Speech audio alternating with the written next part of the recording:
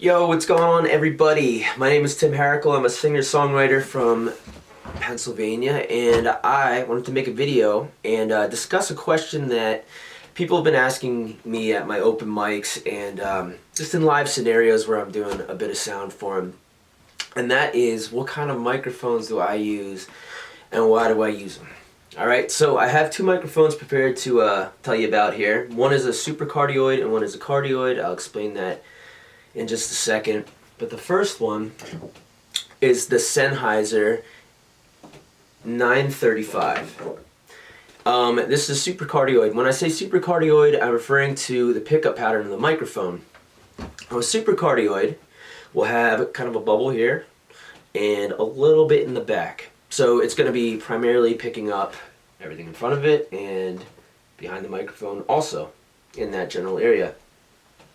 I tend to use this in solo show situations. So if it's just me and a guitar and I'm playing in front of a medium-sized crowd, something like that, where I'm not getting a lot of bleed from outside sounds like musicians or a drummer, or if it's a really loud crowd, I'll use a cardioid. I'll tell you why in a minute. But in a solo situation, medium-sized crowd, not a lot of outside sound going on, supercardioid, the Sennheiser, is excellent. I love it. It's nice and warm and very reliable. Great microphone. I think it's about $180. This isn't terrible, but worth it for sure. Now, my go-to, the workhorse, is the Shure SM57 or 58. I tend to use the 57. I'll tell you why, but this is a cardioid. And opposed to the supercardioid I showed you before, cardioids only have a pickup pattern in front. So you're not getting any outside sound from anything coming from the back of the microphone. It's all just going to be your voice going into the microphone. Now, I know what you're thinking. Shure 57 is considered an instrument mic, and it is built to be that. Opposed to the 58,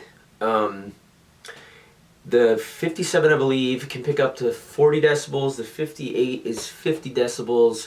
The 57's mid-range is a little more consistent, whereas the 58, it has a bit of a scoop in the mids, and then the high ends are pretty similar.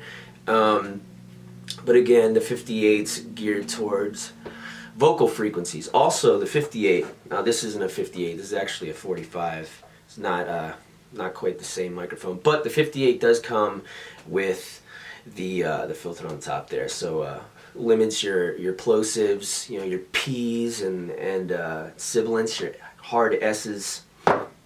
So that's nice to have. But you can buy filters for the top of these things too. They're kind of hard to find, but you can get them. Again, I know this is considered an instrument mic, and I've used it to, you know, mic guitars and amplifiers and drums, and it works great for that, but for whatever reason I like the way it pairs with my voice also.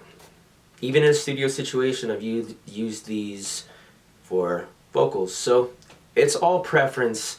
You know, some people out there may be, you know, completely disagreeing with me right now, but I'm telling you, this has worked great for me. And more so, like I said, with the supercardioid I use in a solo situation. The cardioid, this guy right here, I'll use in a band situation, or if there's a large noisy crowd, or if, you know, I'm in the corner or something and sound is getting thrown all over the place. If I got a drummer behind me or instruments beside me, this just helps a little bit to limit possibility of feedback and bleed from other outside sounds, which is why I use this thing. And I believe the 58 and the 57 go for about $100. Totally worth it. Good deal for these things. They last forever. This thing, I have many of them, but this one's just all beat up, but I still use this every show.